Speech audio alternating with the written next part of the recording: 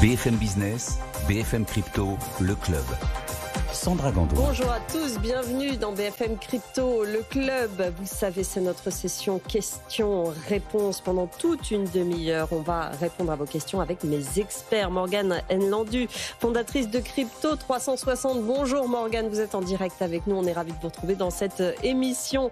Et Stéphanie Fra qui est avec moi sur le plateau, senior manager chez Coin House. Vous continuez à nous écrire sur notre adresse crypto@bfmbusiness.fr. Des questions les plus compliquées aux questions les plus simples si vous voulez vous mettre à la crypto. Vous êtes les bienvenus évidemment. BFM Crypto le club, c'est parti. Une question pour vous Stéphane, c'est Cathy qui nous demande: j'ai besoin d'un conseil. J'ai essayé de transférer mes cryptos de mon compte Coinbase à un compte nouveau Binance. Mes fonds ont été bloqués pendant plusieurs mois sans que j'arrive à joindre qui que ce soit chez Coinbase. Ils ont fini par être débloqués, mais comment éviter ce genre de problème à l'avenir? Alors, il faut bien savoir déjà que quand on est sur une plateforme, celle-ci est souvent soumise à une régulation et il y a, on va dire, deux principales régulations pour le transfert des fonds qui entrent en jeu. La première, c'est ce qu'on appelle la travel rule, c'est il faut indiquer quand on envoie des fonds, ou plutôt quand on reçoit des fonds, d'où viennent ces fonds physiquement. Et ensuite, il y a un deuxième élément qu'il faut vérifier, c'est l'origine, c'est comment vous avez acquis ces cryptos dans le passé.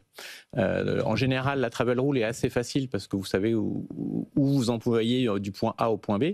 L'origine des fonds, des fois, ça peut être un petit peu plus long. Ensuite, le problème que mentionne Cathy, c'est qu'elle se trouve face à des grandes, on va dire des grandes enseignes, donc très bien d'un point de vue réputation. Simplement, quand il y a le moindre pépin, et on ne sait pas toujours pourquoi il y a un problème. Le problème, c'est de joindre quelqu'un qui va pouvoir vous aider à débloquer la situation. Là, typiquement, les call centers sont aux États-Unis ? Je sais, pour Binance ou pour Coinbase, je ne sais pas. Oui. Ils ont des opérations en France, que ce soit Binance ou que ce soit Coinbase, mais je ne sais pas d'où ils opèrent leur call center. Donc là, le problème quand on est face à ce genre d'acteurs, mais comme vous pourriez dans une moindre mesure l'avoir face à votre banque ou quand vous achetez des choses sur Internet, des gens qui ne vendent que sur Internet. Quand tout va bien, c'est génial, ça va vite. En 3 clics, vous avez fait votre achat, le truc est livré, parfait.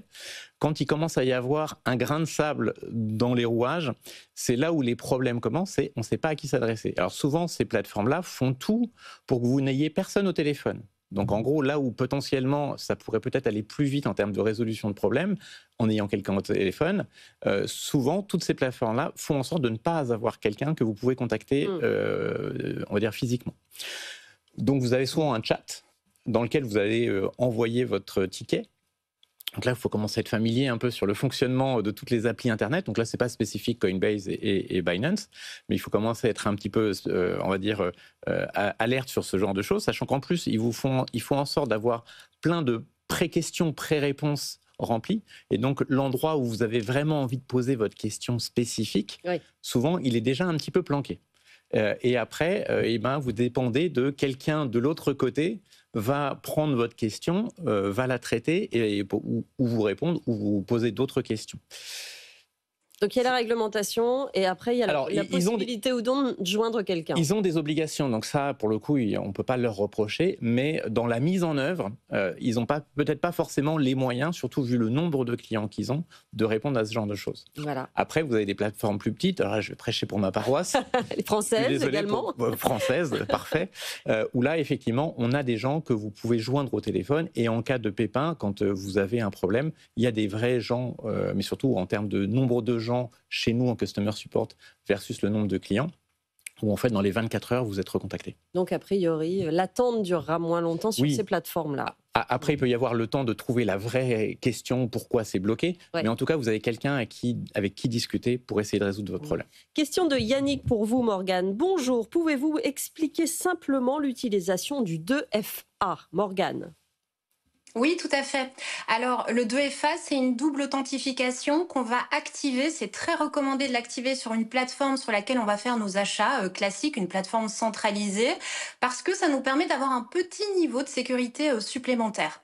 Par exemple, la plupart du temps, ce qu'on va faire, c'est qu'on va ouvrir un compte avec une adresse mail et on va mettre un code. Alors ça, c'est un premier niveau de sécurité, mais le niveau juste au-dessus, eh bien, c'est de rajouter en fait un mot de passe aléatoire qui va être créé toutes les 20 secondes, si je ne me trompe trompe pas, sur un Google Authentificator. C'est une application qui est gratuite, qu'on peut télécharger et qu'on va en fait lier avec notre plateforme d'achat. Et ça nous permet effectivement d'avoir une deuxième sécurité supplémentaire si jamais quelqu'un tente d'avoir accès à notre plateforme. Pourquoi? Puisque la plupart des gens qui achètent des cryptos laissent leurs cryptos sur les plateformes d'achat. Donc c'est très important de renforcer en fait la sécurité. Moi, je rajouterais une petite astuce, c'est d'avoir un mail dédié aux cryptos. J'en ai déjà parlé dans cette émission, mais c'est une petite sécurité en plus. En tout cas, le 2FA, il faut vraiment l'activer. La plupart du temps, ce que les gens font, c'est via un SMS. Alors, c'est pas très recommandé puisque c'est lié à un portable et il peut arriver beaucoup de choses à un portable. Le mieux, c'est vraiment d'avoir une application tierce, comme par exemple le Google Authentificator. Et ce 2FA, il est proposé par la plateforme, il est facile à trouver en général? Alors, facile à trouver, oui, il n'est pas forcément proposé par la plateforme, mais c'est quelque chose, en tout cas, en tout cas, c'est fortement recommandé de le faire. Alors, vous allez utiliser, par exemple, le Google Authentificator, qui est une application externe à la plateforme, mais il va falloir le lier avec, par exemple, que ce soit Binance, Coinbase, enfin, peu importe la plateforme, hein, finalement. Mais non, c'est extérieur, mais c'est vraiment très recommandé de le faire parce qu'en fait, si on ne le fait pas, la plupart du temps, si quelqu'un est au courant que vous avez des cryptos et que vous avez simplement mis un code avec votre adresse mail classique, eh bien, la possibilité qu'on vienne chercher vos cryptos, elle est quand même beaucoup plus importante. Donc, faire un 2FA, c'est très important. C'est souvent dans les paramètres du compte de la plateforme, au niveau de la sécurité. On ira voir ça et on sait que vous appuyez beaucoup sur effectivement ces règles de sécurité sur nos comptes crypto. Enzo vous demande, Stéphane, est-il vrai que nous pouvons tirer jusqu'à 300 € de notre portefeuille crypto vers un compte bancaire sans avoir à le déclarer aux impôts? Alors effectivement, j'ai été vérifié. Je pense que le montant exact doit être de 305 € si je ne dis pas de bêtises. Et, je pense que le montant il est réévalué tous les ans et donc il a dû être réévalué entre le moment où cet auditeur nous a posé la question ou peut-être qu'il avait des chiffres de l'année dernière et cette année. Effectivement, on peut vendre jusqu'à 300 € ou 305 € en valeur nominale. Par contre, on ne parle pas de plus-value de 305 €. C'est vraiment, j'ai vendu 305 €, que j'ai fait une plus-value de 1 €, 10 € ou une perte de 50 €, peu importe. C'est vraiment le montant que je vends. Et ce montant-là, il est sans avoir obligation de déclarer la plus-value auprès des autorités fiscales. Donc 305 € par an? C'est par an, tout à fait. Chaque année, hein. Chaque année. Et c'est cumulé, évidemment, c'est pas en une opération. C'est-à-dire, si je fais 10 opérations de 295, j'ai dépassé les 305. Il faut vraiment faire en cumulé moins de 305 € de vente sur l'année. C'est noté. Sam vous demande, Morgane, j'aimerais savoir comment acheter des crypto-monnaies ou bien des bitcoins. Je suis débutant, j'aimerais bien commencer. Oui, très bonne question. Alors, il y a plusieurs manières d'acheter vos premiers actifs. Je vais parler de la centralisation et de la décentralisation et puis un petit bonus qui est récent mais qui est aussi d'actualité maintenant. Donc, la manière la plus simple qu'a un débutant aujourd'hui pour acheter ses premiers actifs, ça va être d'ouvrir un compte sur une plateforme d'achat centralisée appelée un CEX, un Centralized Exchange en anglais, qui va permettre en fait tout simplement de venir échanger des euros contre une crypto. Donc, vous créez un compte sur ces comptes-là, vous vérifiez votre identité, vous allez faire ce qu'on appelle un KYC et puis ensuite vous allez lier votre moyen de paiement à ces plateformes pour déposer des euros et échanger contre votre premier crypto-actif tout simplement. Ça c'est la manière la plus simple, il existe beaucoup de plateformes différentes donc peut-être faire un petit devis au niveau des frais d'achat, au niveau des agréments également, mais effectivement le choix est extrêmement large. La deuxième possibilité c'est de passer par la décentralisation plutôt, donc là ce sont des plateformes en fait qui sont directement sur la blockchain, c'est des Decentralized Exchange, ce qu'on appelle chez nous des DEX, et ça permet d'acheter des actifs en restant propriétaire du début à la fin, puisque dans ce cas-là, en fait, je vais brancher et connecter mon wallet à ce DEX, à cette plateforme décentralisée, et je vais pouvoir faire mes achats de crypto. La grosse différence entre un Centralized Exchange et un Decentralized Exchange, c'est que dans un cas, je reste propriétaire du début à la fin de mes clés privées. Je rappelle que les clés privées, c'est ce qui prouve en fait sur la blockchain que je suis bien le véritable souverain de mes actifs et donc je peux les dépenser. Ce qui n'est pas le cas sur un Centralized Exchange puisqu'ils sont custodians, c'est-à-dire qu'ils vont prendre en custodie pour la personne les clés privées des actifs. Donc ça, c'est important de savoir qu'il y a ces deux options-là qui existent. Dans un cas, je suis souverain, dans l'autre cas, je ne le suis pas. Et puis la troisième petite option qui est plutôt récente, c'est que maintenant, sur la plupart des portefeuilles, il est aussi possible d'acheter directement vos cryptos. Donc par exemple, que ce soit un portefeuille portefeuille sur la blockchain d'Ethereum comme MetaMask, qui est assez connu, que ce soit un Phantom Wallet sur la blockchain de Solana également, ou encore sur Ledger Live, Ledger, donc pionnier français dans les portefeuilles de type froid, eh bien on peut aussi acheter maintenant nos premiers actifs sur les wallets directement. Quel est l'avantage? Eh bien en fait on ne doit plus faire de transactions entre l'exchange et notre wallet pour devenir souverain de nos actifs. On achète directement depuis le wallet et ils arrivent sur nos comptes immédiatement. Donc ça, c'est les 3 options aujourd'hui les plus importantes. Pour un débutant, évidemment, on peut aussi acheter de personne à personne, mais en général, les gens passent quand même par un centralized exchange. Une question de Jean pour Stéphane. Le nombre de jours pour déstacker mes Ethers a récemment explosé, passant d'une dizaine de jours à près de 45. À quoi est-ce dû, Stéphane? Alors, on a eu un gros événement qui est arrivé chez Swissborg, qui s'est fait hacker une partie de ces Solana, qui était dans un produit très particulier, qui est un produit de staking, qui s'appelle Earn chez eux, qui était opéré par une société française qui s'appelle Kiln, un des champions, on va dire, mondiaux dans le domaine. Et ce qui s'est passé, c'est qu'il y a eu un problème dans leur smart contract, qui fait qu'il y a des hackers qui ont pu s'approprier des fonds. Donc on parle d'environ 40 millions de dollars équivalents. Je crois qu'il y a 192 000 sols qui ont été hackés. Et suite à cet événement-là, il y a eu un geste de précaution de la part de Kiln qui a été de déstacker l'intégralité des Ethers qu'ils avaient chez eux, plus d'autres restrictions de fonctionnement de leurs produits. En déstaquant l'intégralité des Ethers, on a eu quasiment 1,5 million, 1,6 million de nouveaux Ethers qui se sont mis dans la queue pour pouvoir sortir du staking. Or, la queue était déjà un petit peu fournie sur le protocole Ethereum, ce qui fait qu'on est passé, je crois qu'on devait avoir 10-15 jours de temps de sortie. Donc ça, c'était juste le protocole qui vous disait ça. Et en fait, d'un coup, d'un seul, vous avez eu quasiment 1,5 fois ce montant-là qui est arrivé en plus. Et donc là, malheureusement, c'est comme si vous aviez une pluie torrentielle avec juste un petit tuyau. Et le petit tuyau, il n'a pas grossi parce que la pluie torrentielle arrive. Donc du coup, ça met un petit peu de temps en termes d'écoulement. Et c'est pour ça qu'on a eu une très forte augmentation du nombre de jours pour déstaker des Ethers qui seraient stakés dans le protocole. Voilà, ça c'est un des risques du staking, effectivement. C'est de la mécanique, quoi. Alors, pour le coup, c'est un risque sans être un risque. C'est-à-dire que vos Ethers ne sont pas perdus.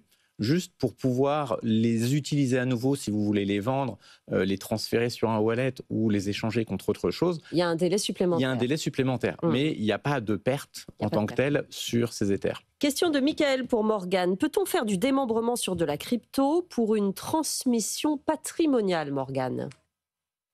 Oui, totalement, on peut le faire. Alors, qu'est-ce que c'est qu'un démembrement? En fait, on va avoir d'un côté un usufruit et de l'autre côté, une propriété nue. Alors, qu'est-ce que ça veut dire? En fait, un usufruit, ça veut dire qu'on va pouvoir toucher les revenus et on va pouvoir utiliser le bien.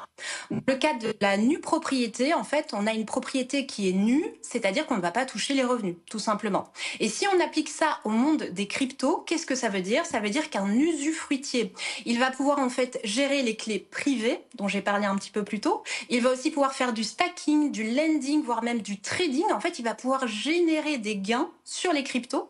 Et le nu propriétaire, en fait, c'est lui qui va rester le réel souverain, le réel propriétaire des tokens à la mort, donc dès que l'usufruitier n'est plus là. Alors, ça pose quand même certaines questions. La première, c'est que, effectivement, le fait qu'on ne puisse pas forcément vérifier est-ce qu'un usufruitier respecte ses obligations. Ça, c'est la première chose. Est-ce qu'un usufruitier ne dilapide pas un capital crypto, par exemple? Ou encore, puisqu'on parle de revenus, effectivement, nous, on a une énorme volatilité dans le marché des cryptos. Donc, en fait, la stabilité de nos revenus n'est clairement pas la même qu'un immeuble. Donc, en fait, on se rend compte qu'il y a quand même un manque de clarté au niveau de la doctrine, au niveau de la jurisprudence, au niveau de la fiscalité, en fait, plutôt. Et c'est pour ça qu'il vaut mieux faire appel ici à un professionnel. Moi, je recommande pour les auditeurs qui se poseraient la question, qui ont envie justement de mettre cela en place parce que c'est faisable, même si c'est pas encore totalement ficelé jusqu'au bout, c'est quand même faisable. Le cabinet, par exemple, Hashtag, qui est à Paris, ils ont un associé qui est spécialisé sur la question. Donc, moi, je recommanderais aux personnes qui sont intéressées de se faire encadrer par des professionnels qui vont pouvoir mettre ça en place pour eux. On garde cet état d'esprit avec cette question de Caroline pour Stéphane. Pourquoi mon banquier et mon conseiller en gestion de patrimoine ne me parlent pas de Bitcoin?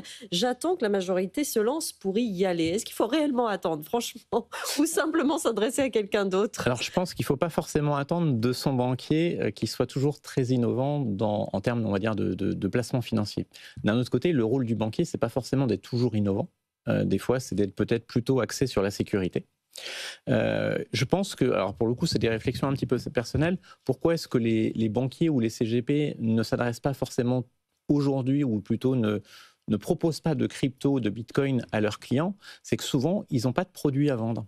C'est-à-dire qu'aujourd'hui, on peut s'exposer aux cryptos très facilement. Vous allez sur des plateformes, que ce soit des plateformes étrangères ou des plateformes françaises, vous pouvez acheter des cryptos. Aux États-Unis, vous pouvez acheter des cryptos au travers d'ETF. Les ETF spot sur BTC ont été lancés depuis janvier 2024. Ça a très bien fonctionné d'ailleurs. Et ça a très très bien fonctionné effectivement. Donc il y a ici ou là des manières de s'exposer à ce marché-là. Tout à l'heure, Morgane disait effectivement, enfin expliquait comment on pouvait acheter des cryptos. Donc il n'y a pas de problème, on sait faire. Maintenant, le banquier, lui, qu'est-ce qu'il va vendre? Il va vendre les produits que sa banque lui met à disposition. Or, aujourd'hui, en France, des ETF crypto, on va dire indexés sur du Bitcoin, ça n'existe pas.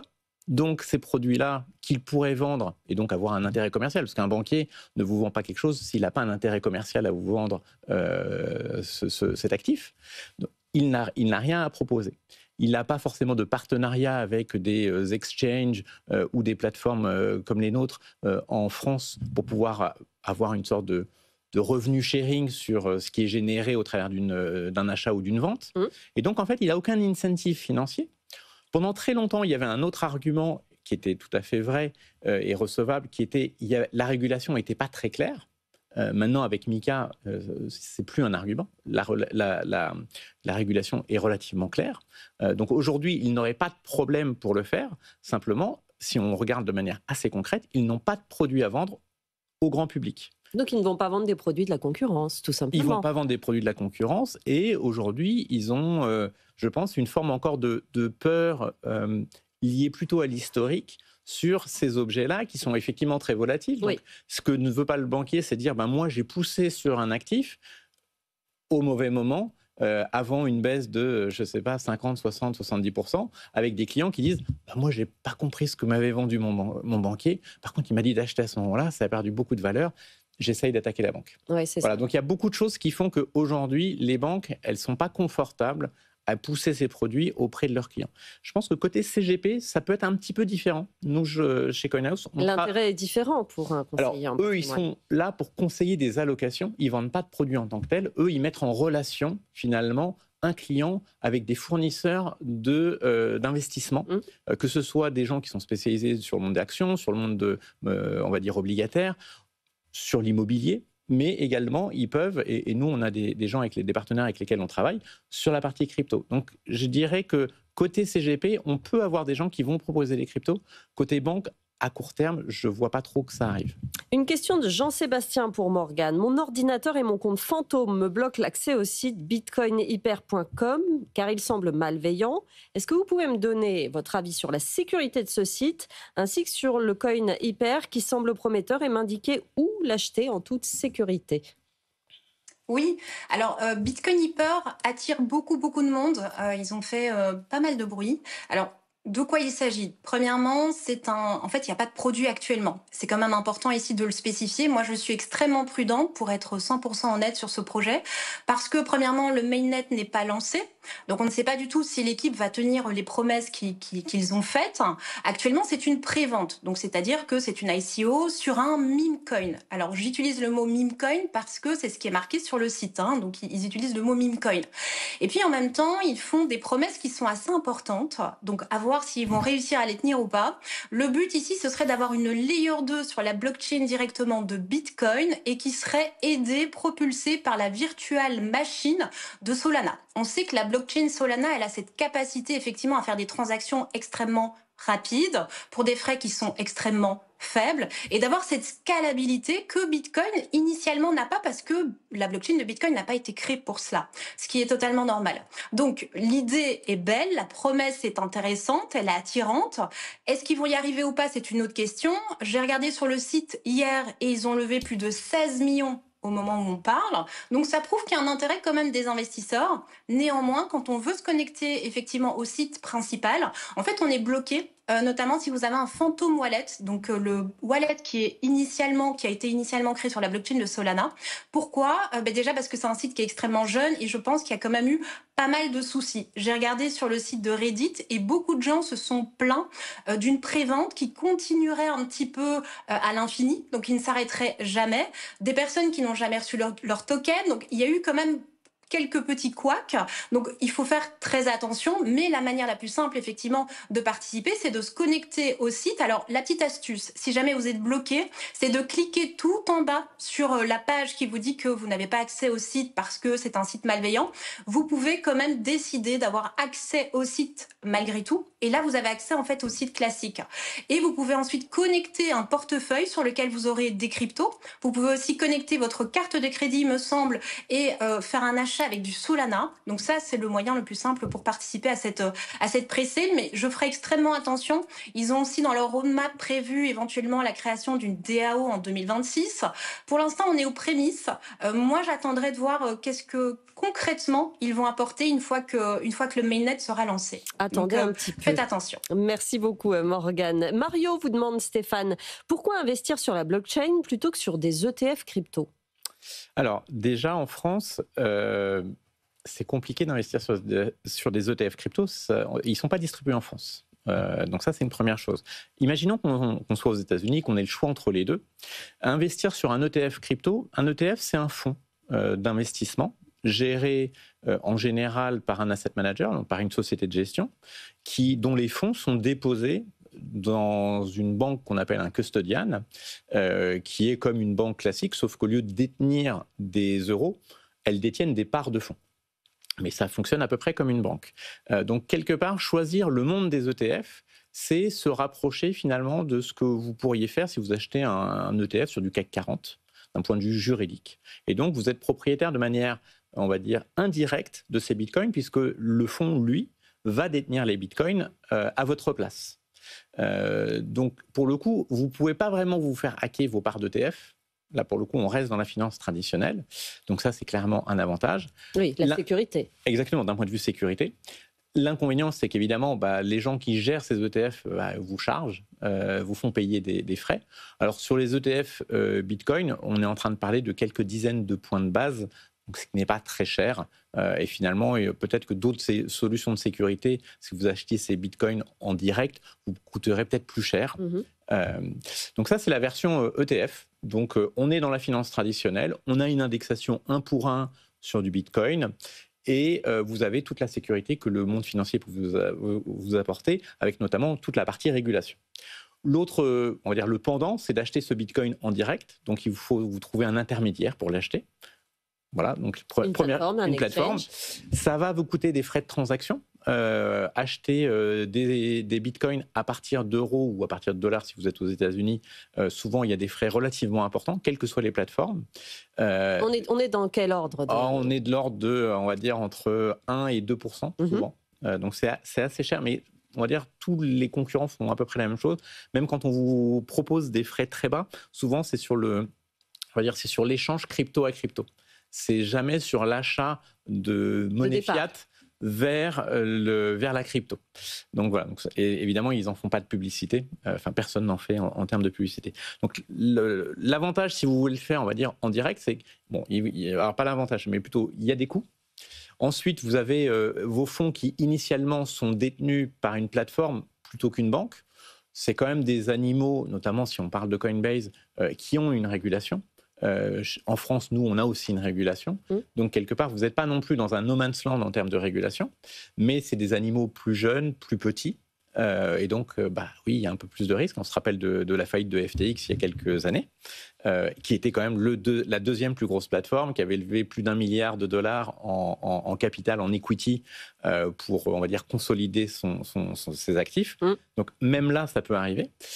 Par contre, ce que vous pouvez faire, c'est qu'une fois que vous avez acheté ces cryptos, c'est les transférer sur votre wallet personnel et d'être intégralement propriétaire de ces bitcoins. L'avantage, c'est que vous pouvez partir n'importe où dans le monde, vous avez vos bitcoins et vous pouvez les échanger localement si vous vous inscrivez sur une plateforme locale. Donc ça, c'est très simple. L'inconvénient, c'est que vous pouvez perdre vos bitcoins parce que vous vous faites hacker, vous perdez votre passphrase, votre clé Ledger ne marche plus et vous vous rappelez plus de vos différents mots de passe pour pouvoir la remettre à niveau. Donc vous êtes propriétaire, c'est super, vous êtes souverain. En même temps, il y a toutes les responsabilités qui vont avec.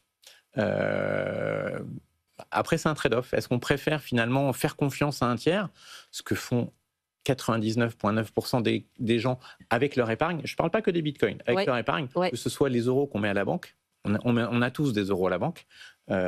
Ou que ce soit nos portefeuilles actions, si on a des portefeuilles actions. FTX, ils ont récupéré leurs fonds très vite, on a 10 secondes. Oui, en partie, sauf qu'ils sont valorisés à la valeur de 2022. Et depuis, le Bitcoin, il a énormément monté. Ça agace, effectivement. Oui, exactement. Merci beaucoup à tous les deux. On continuera cette session de questions-réponses jeudi prochain. Merci Morgane Hennelandu, fondatrice de Crypto 360, d'avoir été avec nous en direct. Stéphanie Fra, senior manager chez CoinHouse. Émission à retrouver en podcast et en replay sur notre appli et notre site. Je vous laisse entre les mains de BFM Bourse. Très bonne journée. BFM Business, BFM Crypto, le club.